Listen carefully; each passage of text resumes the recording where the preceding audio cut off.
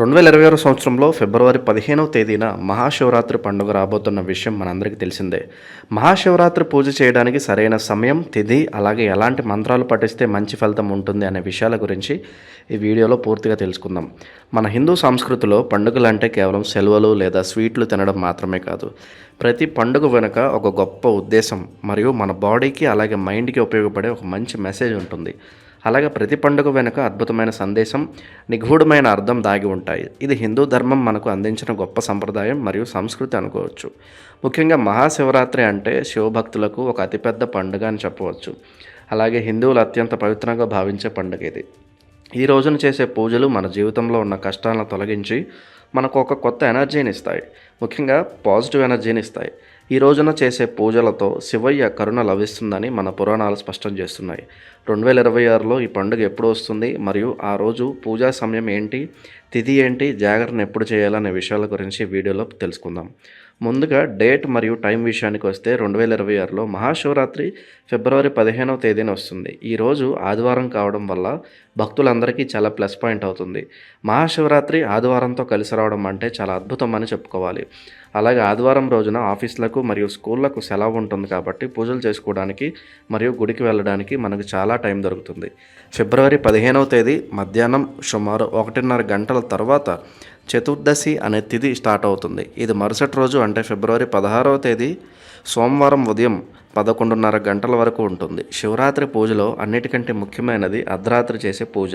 దీనినే పండితులు నిశిత కాలం అంటారు, కానీ మనం సింపుల్గా అర్ధరాత్రి పూజా టైం అని అనుకోవచ్చు. ఈ స్పెషల్ పూజా టైం ఫిబ్రవరి 16వ తేదీ తెల్లవారుజామున సుమారు 12 గంటల నుండి 1 గంట వరకు ఉంటుంది. ఈ టైంలో పూజ చేయడం వల్ల చాలా మంచి ఫలితాలు ఉంటాయని మన పెద్దలు మరియు పురాణాలు స్పష్టం చేస్తున్నాయి. మహాశివరాత్రి ఎందుకు జరుపుకుంటాం అనే దానికి సంబంధించి మన దగ్గర కొన్ని ఇంట్రెస్టింగ్ స్టోరీస్ ఉన్నాయి. అందులో మొదటిది శివుడు మరియు పార్వతీదేవిల వివాహం.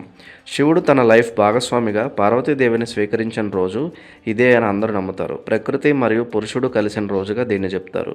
అందుకే ఈ రోజున శివపార్వతుల కళ్యాణం చూస్తే మన ఫ్యామిలీ లైఫ్లో ఏవైనా గొడవలు ఉన్నా లేదా పెళ్లి కావాల్సిన వారికి మంచి సంబంధాలు దొరుకుతాయని అందరూ నమ్ముతారు. శివుడు ఎంతో పవర్ఫుల్ దేవుడు అయినప్పటికీ పార్వతీదేవి పట్ల ఎంతో ప్రేమగా ఉండడం మనకు ఒక మంచి సందేశాన్ని ఇస్తుంది. ఇక రెండో కథ గురించి చెప్పాలంటే ఇది చాలా ప్రాముఖ్యత కలిగిన పురాణ గాథ. ఒకప్పుడు దేవతలు మరియు రాక్షసులు కలిసి సముద్రాన్ని చిలికినప్పుడు అందులో నుండి చాలామంది వస్తువులతో పాటు ఒక డేంజరస్ విషం కూడా బయటకు వస్తుంది. ఆ విషం వల్ల లోకమంతా నాశనం అయిపోతుందని భయపడి అందరూ శివుడిని కాపాడమని అడుగుతారు. అప్పుడు శివుడు లోకాన్ని రక్షించడానికి ఆ విషాన్నే తాగి తన గొంతులోనే ఆపేస్తాడు. ఆ విషం వల్ల శివుడి గొంతు నీలం రంగులోకి మారిపోతుంది. అందుకే ఆయన్ను నీలకంఠుడు అని పిలుస్తారు. ఆ విషం వల్ల కలిగే వేడిని తట్టుకోవడానికి శివుడు ఆ రాత్రంతా నిద్రపోకుండా ఉంటారు. అప్పుడు దేవతలందరూ ఆయనకు తోడుగా ఉండి రాత్రంతా భజనలు మరియు అభిషేకాలు చేస్తూ గడిపారు.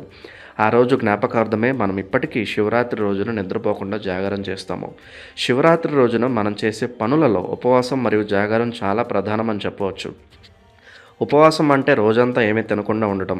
దీనివల్ల మన జీర్ణ వ్యవస్థకి ఒక మంచి బ్రేక్ దొరుకుతుంది మరియు మన బాడీలో ఉన్న టాక్సిన్స్ అంటే చెడు అంతా క్లీన్ అయిపోతుంది.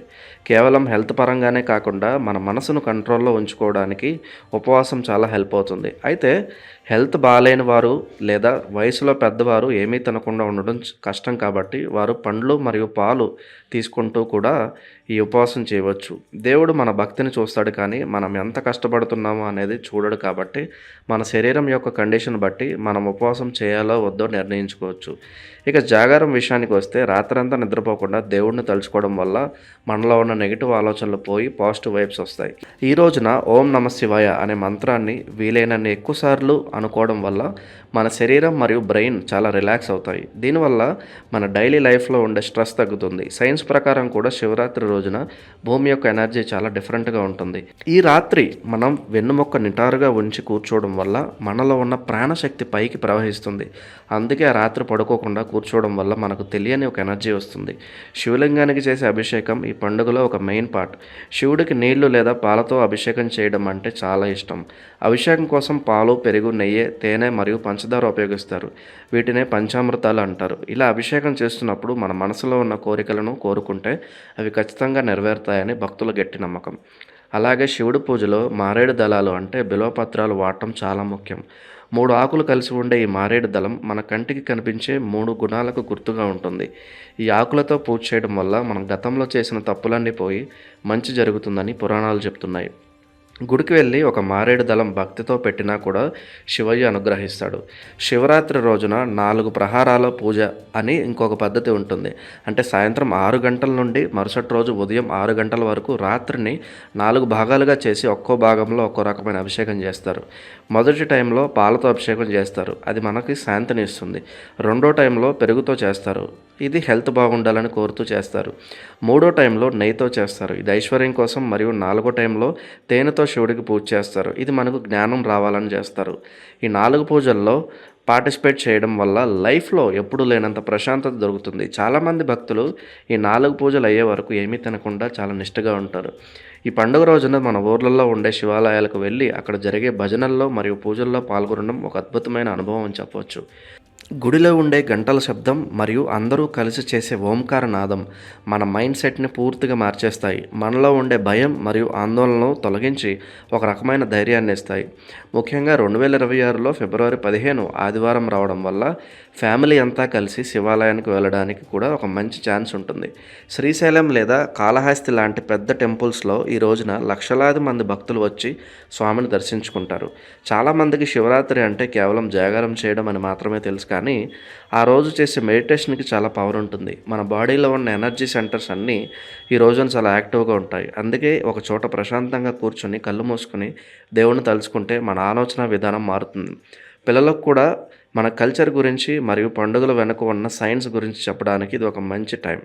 ఈ పండుగ మనకు ఏం నేర్పిస్తుంది అంటే ఎన్ని కష్టాలు వచ్చినా సరే శివుడిలాగా ప్రశాంతంగా ఉండాలని మరియు ఇతరులకు హెల్ప్ చేయాలని నేర్పిస్తుంది.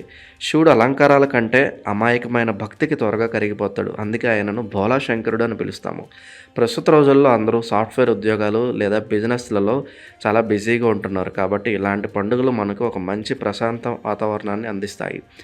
ఈ పండుగ రోజున చేసే చిన్న చిన్న పనులు కూడా మన లైఫ్లో గొప్ప మార్పులు తీసుకొస్తాయి. ఉదాహరణకు మనం ఈ రోజున కోపాన్ని తగ్గించుకుని అందరితో ప్రేమగా మాట్లాడడం మరియు దేవుడి మీద ధ్యాసను పెట్టడం వల్ల మన పర్సనాలిటీ డెవలప్ అవుతుంది.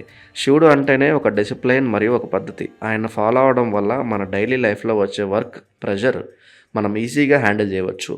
అందుకే 2026లో రాబోయే మహాశివరాత్రిని మనం కేవలం ఒక పండుగలా కాకుండా మనల్ని మనం మార్చుకునే ఒక మంచి అవకాశంగా చూసుకోవాలి.